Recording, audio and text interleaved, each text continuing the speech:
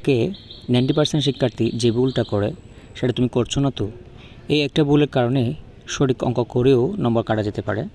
আজকের ভিডিওতে সেই ভুলটা একদম পরিষ্কার করে দিব। তো আমাদের আলোচনার বিষয় হলো আজকে অনুশীলনী 7-এর সেট অধ্যায়টা নিয়ে আলোচনা করব, অষ্টম শ্রেণীর। তো দেখো, আমাদের আলোচনার বিষয় হলো সৃজনশীল 11 নম্বর আজকে। তো 11 নম্বরে যেটা বলা আছে, দেখো এই যে এখানে একটা চিত্র আছে, দেখতে পাচ্ছ 3টা সেট আছে এখানে, ঠিক আছে। তাহলে এ সেটটি সেট গঠন পদ্ধতিতে লিখতে হবে আমাদেরকে। তো আমরা এ সেটটার সমাধান করব এখন। এবং ক নম্বর হলো, দেখো A B O C K তালিকা পদ্ধতিতে প্রকাশ করে এ ইন্টারসেকশন সি ও এ ইউনিয়ন বি নির্ণয় করতে হবে আর কি। গ নম্বরে প্রমাণ করো যে A union B prime equal to A prime intersection B prime. এটা আমাদেরকে প্রমাণ করতে হবে। তো আমি একে একে এই 3টার সমাধান করব। চলে যাচ্ছি সমাধানে। তো আমরা এখানে ইউ হচ্ছে সার্বজনীন সেট। সার্বজনীন বলতে এখানে সবগুলোর সেট আর কি। তাহলে আবার অ্যাসেট হচ্ছে কোনগুলো আমি একটু দেখাই তোমাদেরকে। অ্যাসেট হলো যে এ বৃত্তের মধ্যে যেগুলো আছে সেগুলো, অর্থাৎ 3, 4, 5, 6 এগুলো। তাহলে এটাকে গঠন পদ্ধতিতে প্রকাশ করতে হবে। গঠন পদ্ধতি যদি আমি প্রকাশ করতে যাই, সেক্ষেত্রে আমাকে লিখতে হবে কি, অর্থাৎ এটা 3 থেকে বড় বা সমান এবং 6 থেকে ছোট বা সমান, এরকম লিখতে হবে আর কি। তো অ্যাসেটের সদস্যগুলো এখানে লিখে নিলাম 3, 4, 5, 6। তাহলে এটার গঠন পদ্ধতি কীরকম হবে, দেখো এটার গঠন হবে যে সকল স্বাভাবিক সংখ্যার 3 থেকে বড় বা সমান এবং 6 থেকে ছোট বা সমান তাদের সেট আর কি। তাহলে অ্যাসেট ইকুয়াল আমরা লিখতে পারি কি, এ বিলংস টু এন ইজ যেন 3 less than equal to x less than equal to 6, ঠিক আছে। এটাই হবে কয়ের অ্যান্সার। এখন আমরা কতে যাব। ক নম্বরে আমাদেরকে যেটা নির্ণয় করতে হচ্ছে সেটা হচ্ছে কি, এই যে এ ইন্টারসেকশন সি এবং এ ইউনিয়ন বি, এই দুইটা নির্ণয় করতে হবে।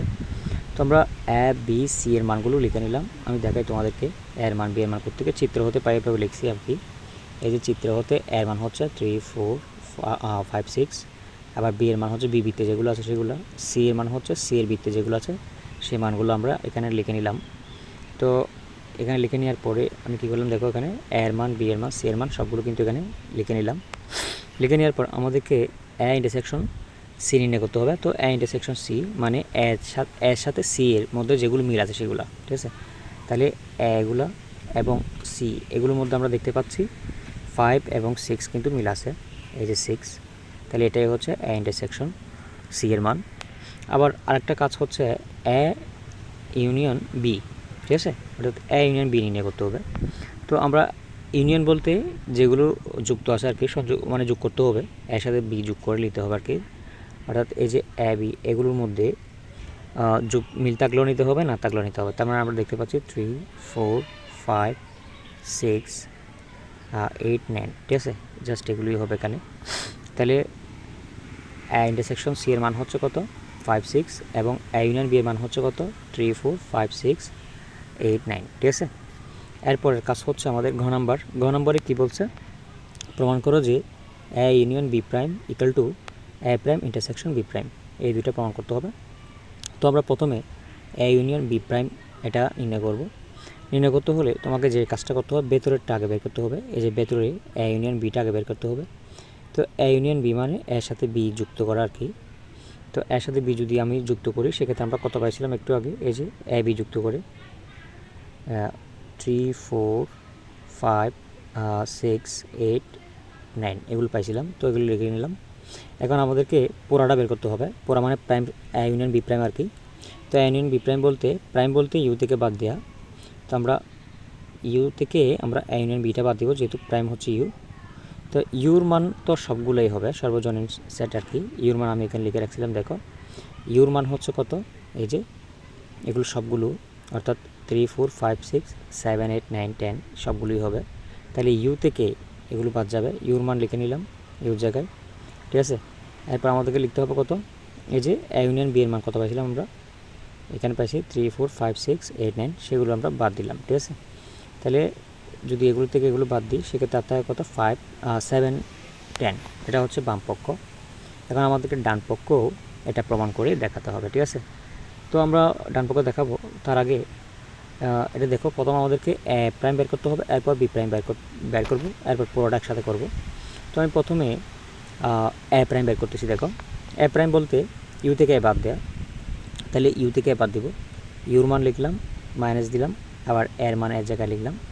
তো আমি যদি 3 4 5 6 যদি এখান থেকে বাদ দিই, তাই কি এখান থেকে যদি 3 4 5 6 যদি আমি বাদ দিয়ে দিই, সেক্ষেত্রে আত্মায় কত 7 8 9 10 থাকে। তাহলে এর মান এ প্রাইমের মান হচ্ছে 7 8 9 10। এরপর আমরা একইভাবে বি এর মান বের করব, বির মান অর্থাৎ বি প্রাইমের মান বের করব। বি প্রাইম ইকুয়াল টু আমরা লিখতে পারি ইউ মাইনাস বি। তাহলে ইউ থেকে বি বাদ দেওয়া, ইউর মান লিখবো ইউর জায়গায়, ঠিক আছে, এরপর মাইনাস দিব, বি এর জায়গায় বি এর মান লিখে দিব, ঠিক আছে। তো বি এর মান এখান থেকে যদি 4 5 8 9 জায়গা, অর্থাৎ এই যে 4 5 আর একটা হচ্ছে 8 9 যদি চলে যায়, আর থাকে কত 3 6 7 10, এগুলো থাকে বি প্রাইমের মান। এখন আমরা এ প্রাইমে পাইলাম, বি প্রাইমে পাইলাম। এখন আমরা দুটো একসাথে লিখতে পারি, অর্থাৎ এ প্রাইম ইন্টারসেকশন বি প্রাইম। অর্থাৎ এই যে এ প্রাইমের জায়গায় এ প্রাইমের মান লিখলাম, এ প্রাইমের মান এগুলো এখানে লিখলাম, ঠিক আছে। আর এই যে বি প্রাইমের মানগুলো এই যে বি প্রাইমের জায়গায় লিখলাম, ঠিক আছে। এখন ইন্টারসেকশন মানে কমন নেওয়া, মানে মিলগুলো লিখতে হবে। তো আমরা মিল পাচ্ছি কী কী, 7 পাচ্ছি, এই যে 7, আর পাচ্ছি কত 7 পাচ্ছি, একটা হচ্ছে 10, ঠিক আছে। এই দুটো মিল পাচ্ছি, তাহলে 7 10। তাহলে আমরা বাম পক্ষের মান পাইছিলাম 7 10, এবং ডান পক্ষেরও মান পাচ্ছি কত 7 10। তার মানে আমরা বাম পক্ষ আর ডান পক্ষ এখানে লিখতে পারি, বাম পক্ষ আর ডান পক্ষ আমরা সত্যতা যাচাই করছি, মানে এটা সিদ্ধ, বুঝছো। তো তুমি যদি এতটুকু বুঝে থাকো, তাহলে এখনই আমাদের চ্যানেলটা সাবস্ক্রাইব করো, ঠিক আছে। নাহলে পরের ভিডিওতে তোমার আবার কঠিন লাগতে পারে। ধন্যবাদ সকলকে ভিডিওটি দেখার জন্য, ভালো থাকবা।